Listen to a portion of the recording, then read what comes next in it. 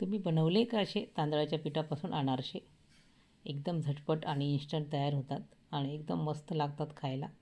ते पण आपण गूळ आणि तांदळाचं पीठचा वापर केलेला आहे. तर चला रेसिपी बघूया आपण कसे बनवले तांदळाच्या पिठापासून अनारसे. तर 1 वाटी बघा मी तांदळाचं पीठ घेतलेलं आहे आणि छोटी वाटी गूळ घेतलेला आहे. थोडं कमी प्रमाण घेतलेलं आहे गुळाचं. आता सुरुवातीला आपल्याला कढई ठेवलेली मी गॅसवर आणि जेवढं पीठ आपण तांदळाचं पीठ घेतलं होतं ना तेवढंच पाणी घ्यायचं आपल्याला त्याच वाटीने. आणि पाणी गरम झालं तर मग आपल्याला गूळ टाकून ते मिक्स करून घ्यायचं आपल्याला. आता पाण्याला उकळी आल्यानंतर आपल्याला तांदळाचं पीठ टाकायचं आहे. आता आपण विलायची पावडर टाकून घेतलेली आहे, फ्लेवर खूप छान येतो.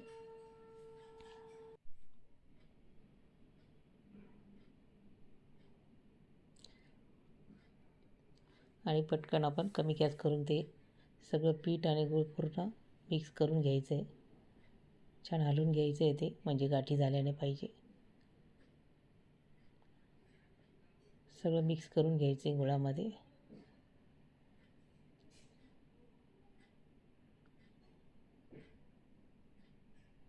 हे सगळं मिक्स झाल्यानंतर मग थोड्या वेळ झाकण लावून ठेवून द्यायचं आहे,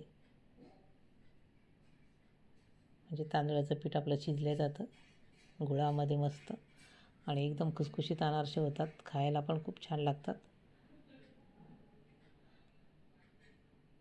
आपण ते तांदूळ भिजून तर नेहमीच करतो, पण असे तांदळाच्या पिठाचे तुम्ही पण करून बघा, नक्की आवडतील तुम्हाला अशा पद्धतीने. आणि बघा आता मी एका ताटामध्ये सगळं पीठ काढून घ्यायचं आपल्याला आणि मळून घ्यायचं आहे. ते थोडं गरम आहे आणि छान मळून घेतलेले आहे बघा. आणि छोटे छोटे आपल्याला उंडे करून घ्यायचे अनारसे करण्यासाठी. आणि एका ताटामध्ये बघा सुरुवातीला मी तीळ घेतलेली आहे, दोन्ही बाजूंनी पण लावून घेतलेली तीळ, हाताच्या सहाय्याने प्रेस केलेले बघा. आणि सुरुवातीला तीळ लावून घेतलेली, नंतर खसखस पण वापरलेली मी. आणि बघा अशा प्रकारे आपल्याला लावून घ्यायची आहे. आता ही तिळाचे आपले 4-5 करून झालेले आहे. आता मी खसखसची करायची आपल्याला. एका ताटात खसखस घेतलेली आहे, ती पण आपल्याला तसेच करून घ्यायचे अनारसे सगळे. आता ही तिळाचे झालेले आपले. आता खसखस घेऊन तसेच उंडे करायचे आपल्याला आणि तसेच अनारसे तयार करून एका ताटामध्ये असंच प्रेस करायचं अशा प्रकारे. तुम्ही बोटांनी पण करू शकता अनारसे, मोठे असे मीडियम साईज तुम्हाला जशी वाटले तसे. अशा हाताने पण दाबून होऊ शकता.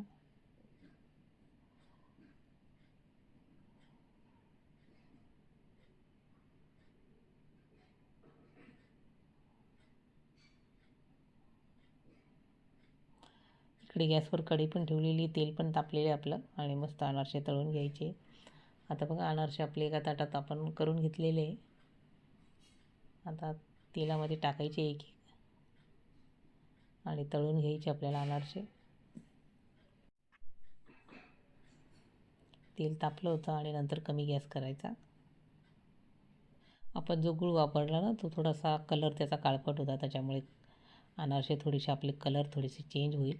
साखरचे म्हणजे असे वेगळेच दिसतात साखरचे अनारसे. साखर आपण वापरलेली नाही, गुळाचा वापर केलेला आहे, त्याच्यामुळे हे असे कलर दिसतो आपल्याला अनारशाचा.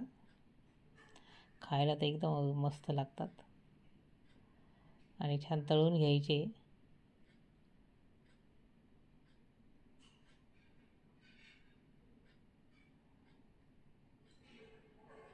तेल चांगलं निथळून घ्यायचं आपल्याला, तेलकट झाले नाही पाहिजे अनारसे.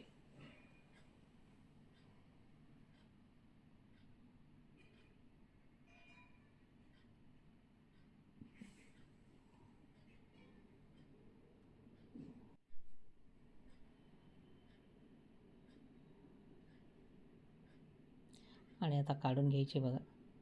परत सगळेच अनारसे आपल्याला तळून घ्यायचे.